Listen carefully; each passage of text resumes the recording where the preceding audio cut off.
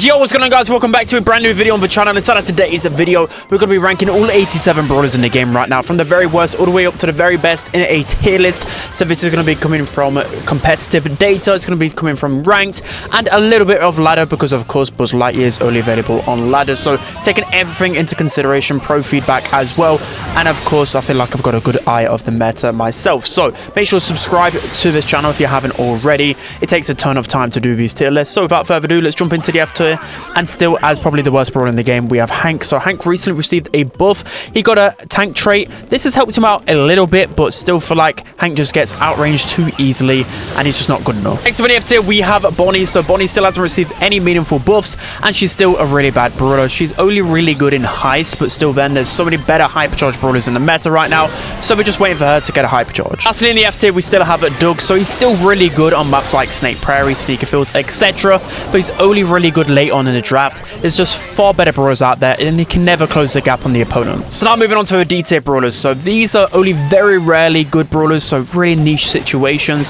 and Mr. P is going to be starting off, so he could easily be F tier as well. He's really lacking the DPS in this meta. His penguins just are not as good as they used to be, so he can't even counter his counters. Everybody just runs all over him. Next up in the D tier, we have Grom. So Grom is still really bad in the meta, even since his buffs a couple of months ago. It really didn't do anything to him. Increased damage isn't going to help the fact that his main attack is so hard to hit. Against casuals, so Grom's going to look really good, but competitively, there's just no use case for him. Maybe he's a late pick in some rare instances. Next up in the D tier, we have Ems. So you probably know my hatred towards Ems if you watch my rank streams, and she just is terrible in the meta, let's just face it. Again, if you're playing blindly, you can get some value out of Ems, but competitively speaking, there's not really any use case for her. Next up in the D tier, we have Sam. So of course, a really good Sam player or an NA Sam player, they can play Sam really effectively, but the truth is, there's just far too many big damage dealers with hypercharges out there. He's too predictable, and again, it just gets ran all over. Next up in the D tier, we have Edgar. So Edgar has been dropping off the meta a lot. His hypercharge is one of the best in the game, but he was only really good in the meta literally a year ago when his hypercharge first came out. So of course, with new hypercharges coming out, it's not really much use case for him, and just again, he's not even that great at countering throwers right now, so there's not really use case for him in the meta. So in the D tier, we have Fang. So he's been pretty much in the D tier for literally the entirety of this year nearly. Ever since they nerfed his hypercharge rate, he's just been really hard to use, and again, the map pool has been very favored towards throwers as well, and he's just not that great. Takes forever to get his hypercharge, and you've also got to consider there's so many new assassins in the game, so many new hypercharges, it's just kind of left him behind. Next up in the D tier, we have Pam. So Pam has been in a D tier for about 6 months now. She's not been the greatest, mainly because again, there's just damage inflation, there's hypercharges galore, and she hasn't really had any meaningful buffs whatsoever to her kit, so of course she's going to gradually get worse, and she's not even good in hot zone right now. Next up in the D tier, we have Bo. So again, Bo is just getting crept upon easily. There's other brawlers that receive damage buffs, so he's not even that good at dealing damage like he used to be, and he hasn't got a hypercharge yet. He's still going to be good against the bad players, and he's still going to be like decent in hot zone in some other instances, but there's just way better options pretty much all the time. Next up in the D tier, still we have Bull. So we're kind of just waiting for this rework slash buff for Bull for the longest time. Again, he's just been power crept so easily because there's just been better hypercharges out there. He's still pretty good on maps like Hot Potato, for instance, but again, there's just way better tanks out there. So next we have Miko. He's moving from the F tier to the D tier because he got a 600 HP buff.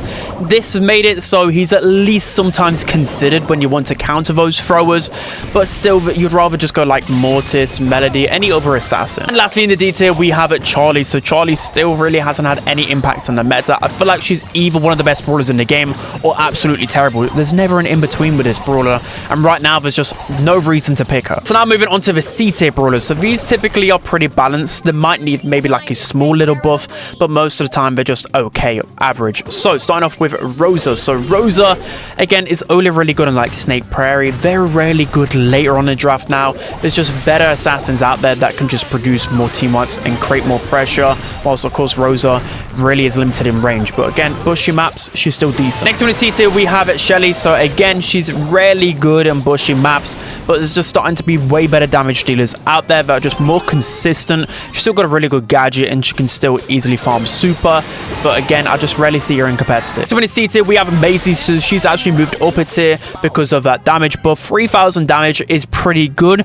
But again, the good players can just open their eyes and juke out that main attack so easily and consistently.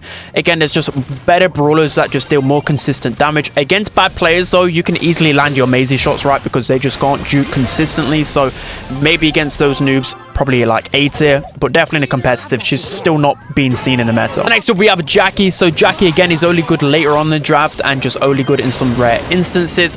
Against noobs, though, Jackie's going to be really, really good because they just can't deal with her hypercharge and how fast she is when she hypercharges up the map with the gadget. Again, she's like good in some instances in like Canal Grande, maybe Snake Prairie. The map's going to be super bushy, but still in a Frank meta and all other tanks, she gets picked upon too easily. Next up, we have Leon. So again, another brawler that's just never used in competitive right now, but you'll always find that Leon is just average. Like a good Leon player can always make good plays. His hypercharge is still pretty good as well, and against the average player, Leon is still going to be a nuisance. So again, there's just better brawlers out there, but at least he's consistently average. Next up in the C tier, we have Spike. So he's gone down from the B tier to the C tier, mainly because again, there's just better lane brawlers out there. There's been a new bunch of hypercharges that have just shifted the meta, and he's not really been used in competitive. He doesn't have the damage output that he used to once have. Next up in the C tier, we have Ruff. So again, his hypercharge didn't really have the impact that I thought it would in pro play. There are some instances where it can be really strong though. For example, if you're given a hypercharge super to brawlers like Stu or Crow, long charging supers,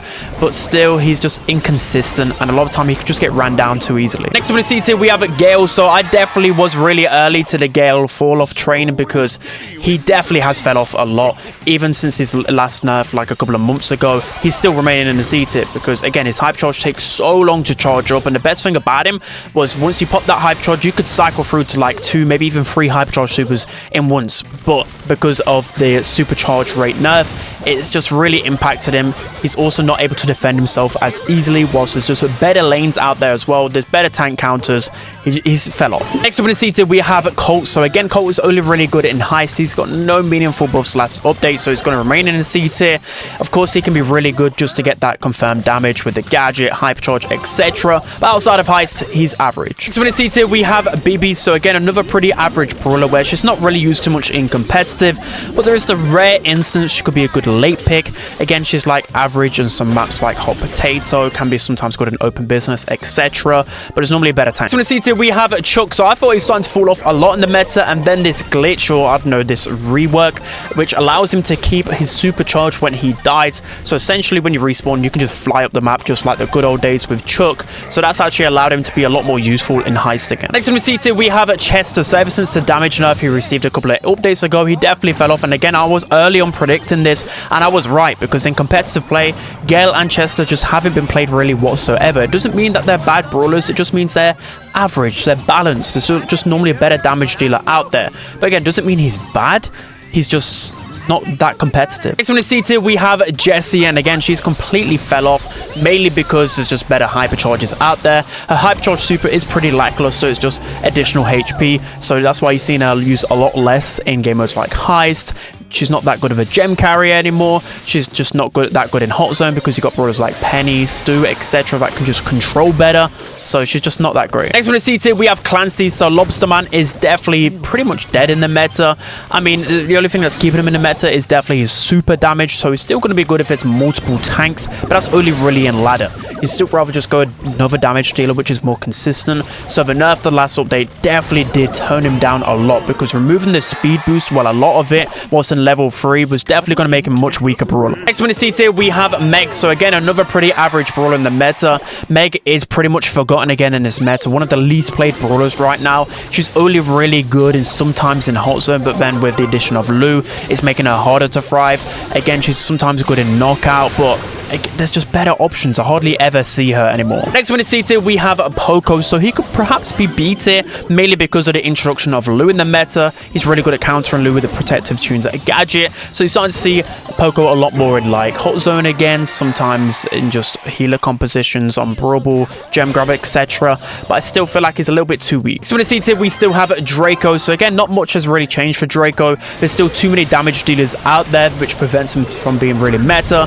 But I have started to see a lot more cheesy compositions. I think Crazy Raccoon definitely inspired a lot of people because I'm starting to see him a lot more in Hot Zone as a late pick, a lot more on those bushy maps because a good Draco player can still apply a lot of pressure. So in the C tier, we still have a B, so there's no changes to B. I think it's been used a little bit more in pro play right now, but still there's just better mids out there. Next one in the C tier, we have Griff, so I still think he's in the C tier, mainly because the super damage buff, it was pretty nice, but I still feel like his main attack is still too inconsistent. You really mainly use him to open up the map and just get pressure because of his star power allowing him to heal.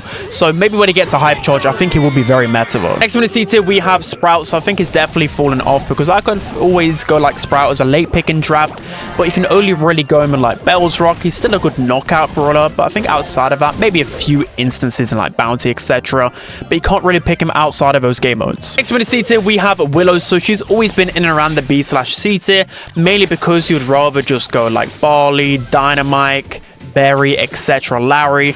But if a lot of those brawlers are banned, which they are sometimes, like Pimple Dreams, Open Business, etc., the Willow can still be pretty good, and she got a buff to her super, making it easier to hit as well, but I still think she's missing a hype shot. Next one in C tier, we have Squeak, so I really think Squeak as a late pick has fallen off a lot in this meta, mainly because people just go tank no matter what in the draft, so his usefulness has definitely gone down a bit. His hypercharge as well is really disappointing. The only thing that's really keeping him in the meta is his gadget, because it's still really strong. So in the C tier, we have Mortis, so he'll forever be a good late pick in draft, mainly because he's just really good against squishy brawlers, and the hype charge is still absolutely broken, even since the small nerf.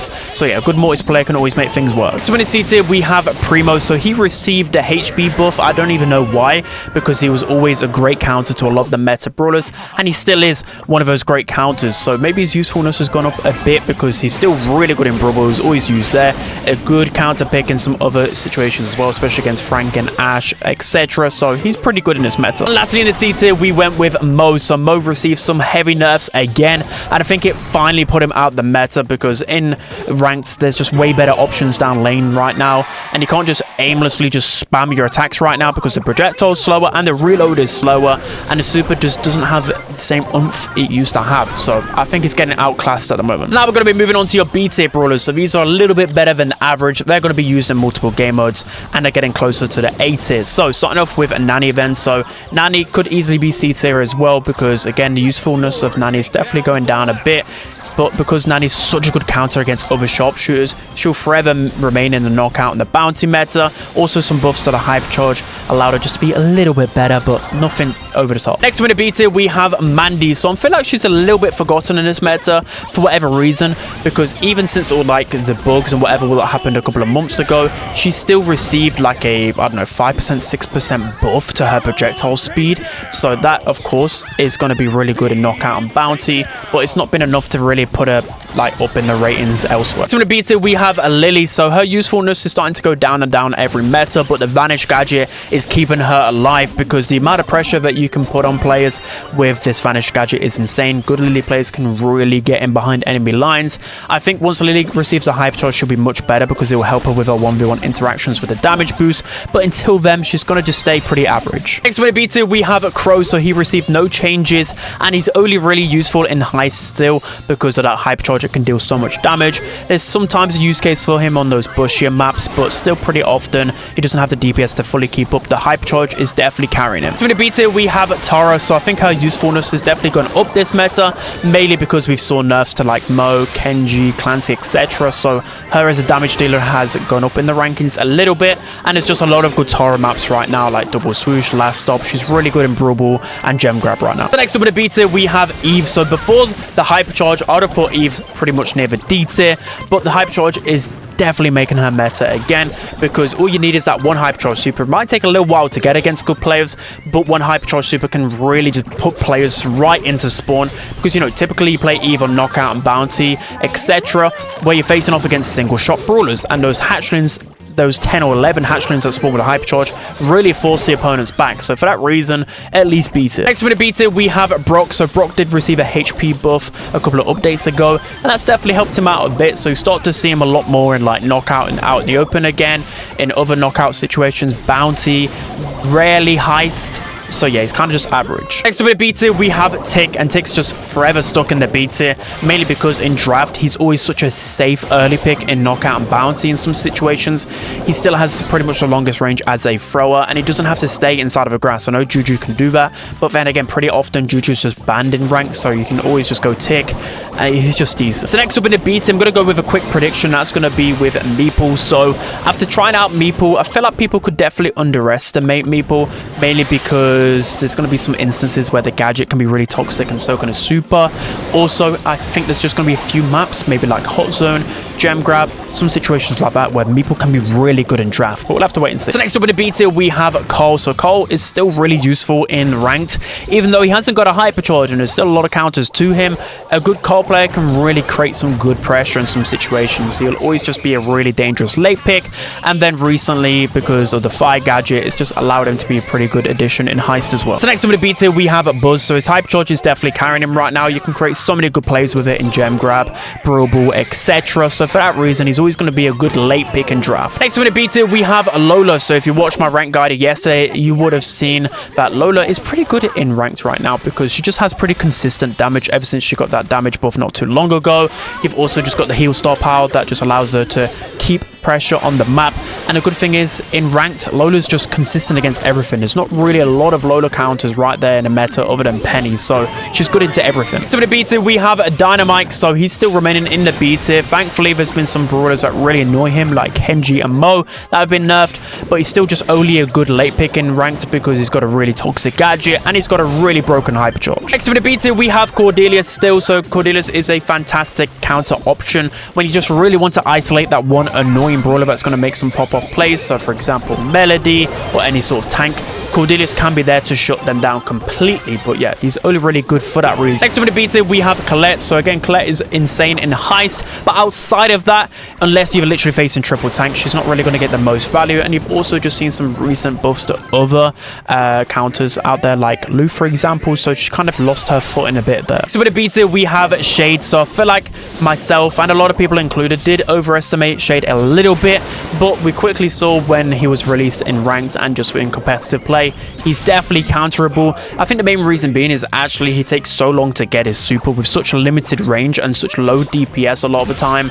It takes him a long while, especially against good players. They can keep that distance so easily. There's no way for him to close the gap, but there's still a few toxic maps out there for him, like Pinball Dreams, Parallel Plays, but outside of that, he does get countered too easily. So next up in the B tier, we have 8-Bit. So again, he's just going to consistently stay here because he'll always have a use case in heist, for example. He's always going to be a decent gem carrier, and there's always some other use cases for him. His hypercharge is really disappointing, though. It's not really taking him elsewhere in the meta. So next up in the B tier, we have Kit. So I think you could argue Kit is still an A-tier brawler in the meta.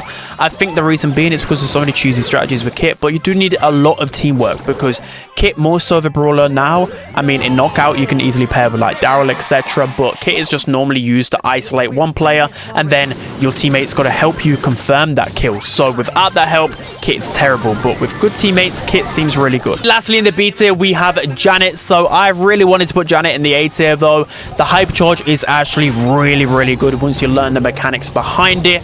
And again, Janet's just consistent right now with other brawlers nerfed in the meta, like Kenji, who would just blindly would go up to Janet and just destroy her.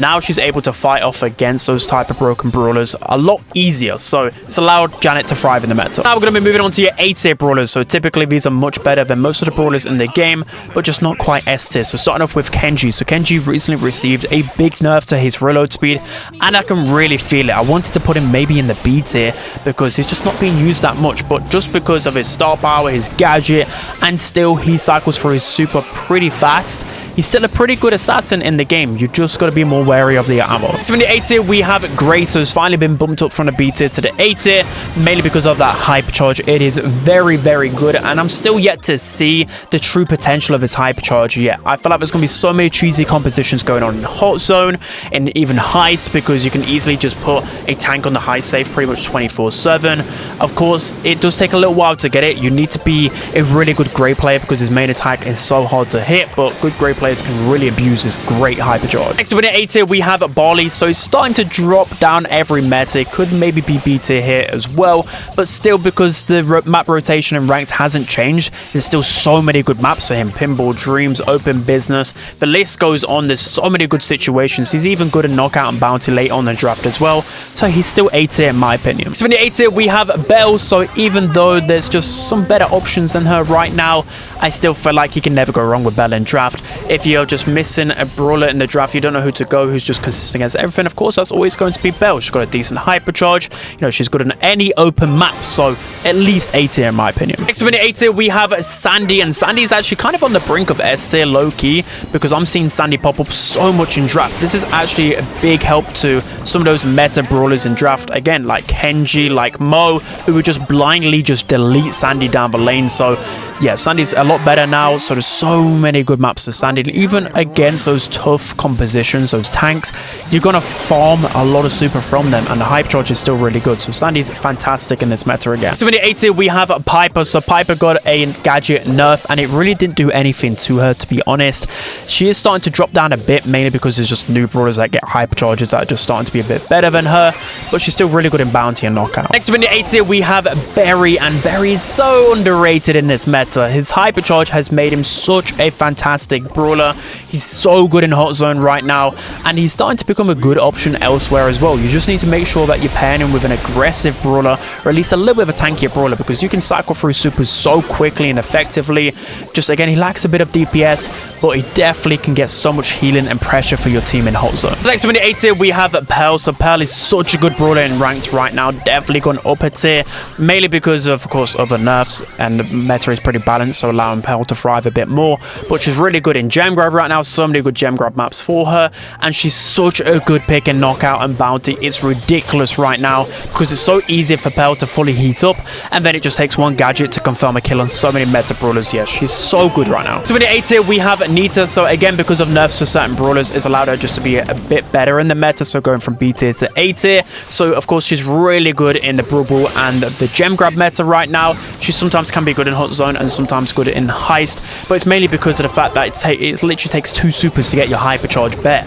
So for that reason, she's A tier. Next in the A tier, we have Otis. So he was always slept on in the meta, but thanks to his hypercharge, it's allowed him to thrive a lot more. The hypercharge itself is really good, but just because of the fact that there's so many good maps for him in the meta, which you pop on the vision gear with him, you put the fat splatter gadget on, you're able to scout your lane easily, keep range against all of those lane brawlers, and for the reason that his hypercharge is so good and so easy to get, he's absolutely A tier. Next in the A tier, we have Artie, and Artie still is one of the most meta brawlers in the game right now, because he's just so good into everything. Ever since his gadget got reworked, he's basically untouchable if you're any type of assassin. If you're a Mortis, if you're just anything that wants to get close and personal with him, he'll just delete every brawler like that instantly because of that gadget. He's really good in Hot Zone, Knockout, Bounties, even good into other snipers because of the amount of HP he has. He's such a good brawler. Next up in the A tier, we still have Rico. So he received a small damage nerf to his gadget, but Rico is just a shredder right now. There's so many good Rico maps that he can just wipe through teams so easily with the amount of damage his super does. Of course, his hype charge is so easy to get. He's pretty brainless right now. His gadget is still a little bit too strong. Everything about him is just too good. Next up in the A tier, we have Larry and Laurie. So the twins are still way too good in the meta. He received a small HP nerf not too long ago, and that really didn't impact things in draft. You can always go Larry because, of course, he's got some decent range, so making him good in Knockout and Bounty. And then he's just pretty much good in every situation because, again, he can counter tanks, he can counter squishy brawlers. He's just one of the ultimate throwers right now. So next up in the A tier, we have Buster. So he's still pretty consistent in the meta, mainly because his super is just so good. His gadget as well, that allows him to confirm kills. When you use super to push him back and then gadget to get kills, it's just such a good combination.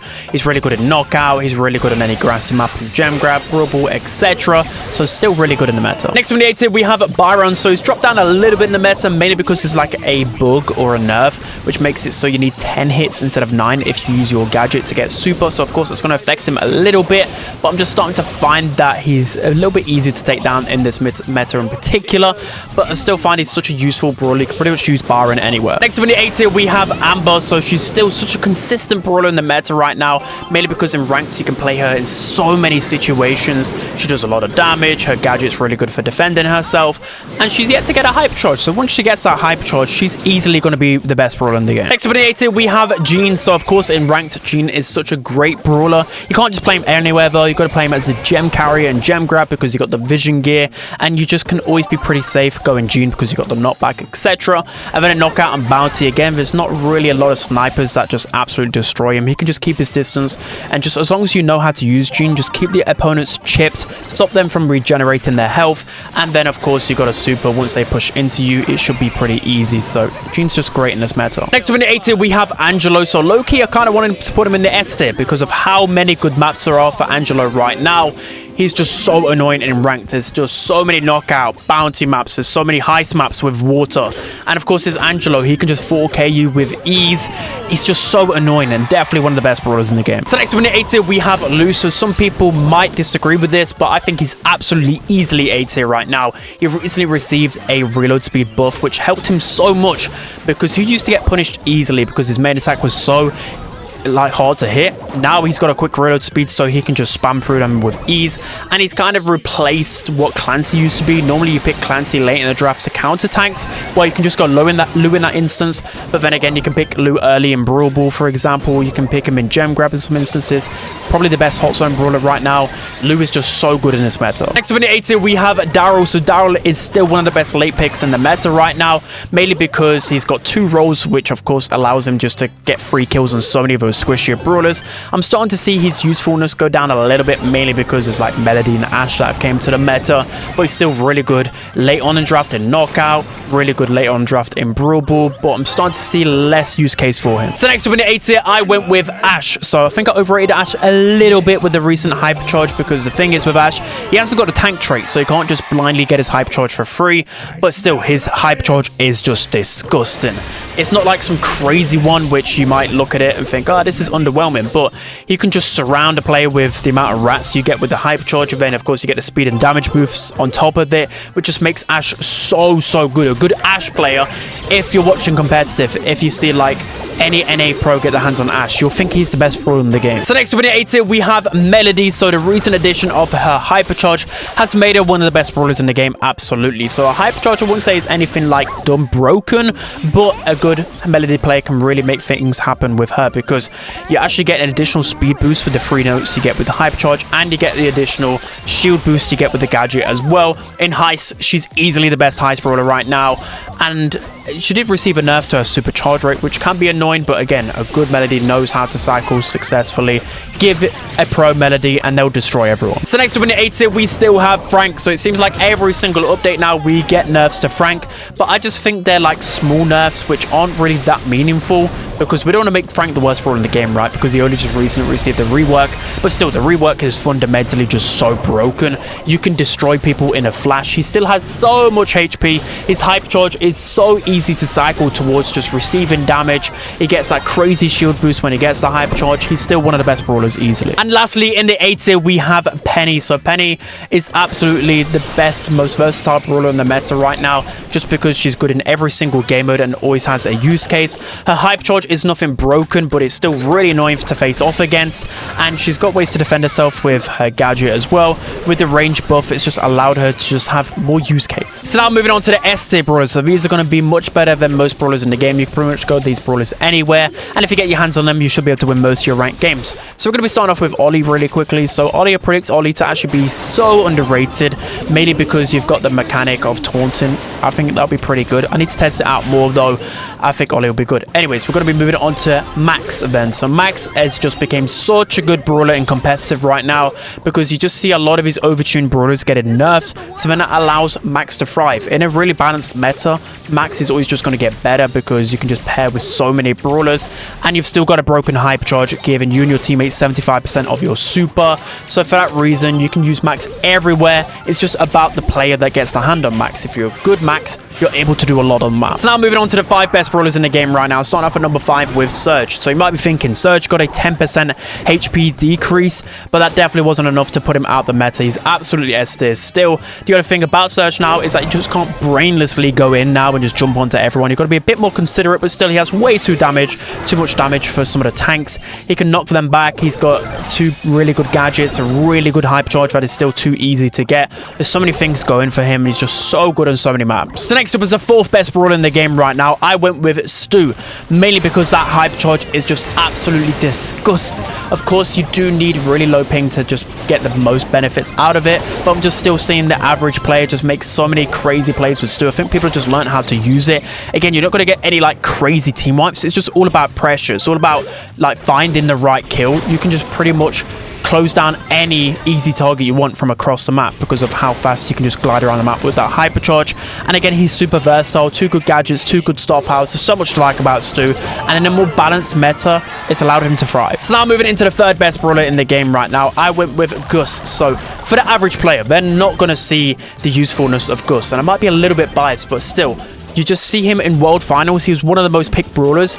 And then, you know, all of these changes in the meta, all of these nerfs, it's just made him even better. And you could just pretty much go Gus everywhere outside of Heist. His main attack is so easy to hit. It just deals so much damage. His shield is just so easy to pair with so many aggressive brawlers in the meta. There's so much to like about Gus. I could go on and on and on. He absolutely is an S tier brawler in the meta. So now moving on to the 2nd best brawler in the game right now, I went with Juju. So if you see my ranked guide, I think Juju probably was like the best brawler to pick in ranked in every single map and every single situation, because the usefulness of Juju is off the charts. She's a thrower that can do absolutely everything. So on any grassy map, you can just abuse her long range mechanic, and you can also abuse the fact that you can go invisible with your gadget, which just makes you so unpredictable. You've then got a pet turret, which isn't the greatest, but it still has so much HP, and all you need is that pet to hit once to slow down the opponents and just destroy them.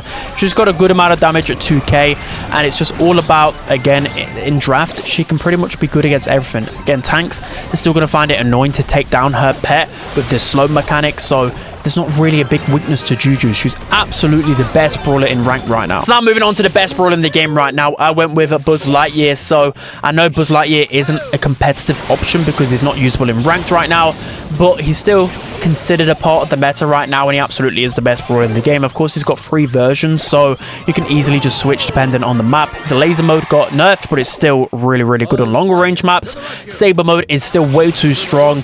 The super is just absolutely crazy. The knockback, the damage, the supercharger, everything about him is just way too strong. He absolutely easily is the best brawler in the game, in my opinion. But again, if you're looking at it competitively, you can just remove Buzz from this list and have Juju as the best brawler in the game. So that's going to be it for today's video, guys. I'll put the tier list on the screen right here. So I really appreciate you guys' support, because this takes me days and days to figure out the meta and everything like that. I really think this is the most balanced the meta has been for a long time. Outside of Buzz Lightyear, if you played more ranked, it is very balanced. You can go so many brawlers. So that's why you see a lot of brawlers just kind of clumped up in the middle around CB tier, because everyone's just pretty much balanced. Outside of, I would say, probably Juju right now and Buzz Lightyear, everybody is pretty balanced, well, at least counterable. So that's going to be it. I hope you guys enjoyed. Don't forget to like, comment, and subscribe, and I'll see you guys next time.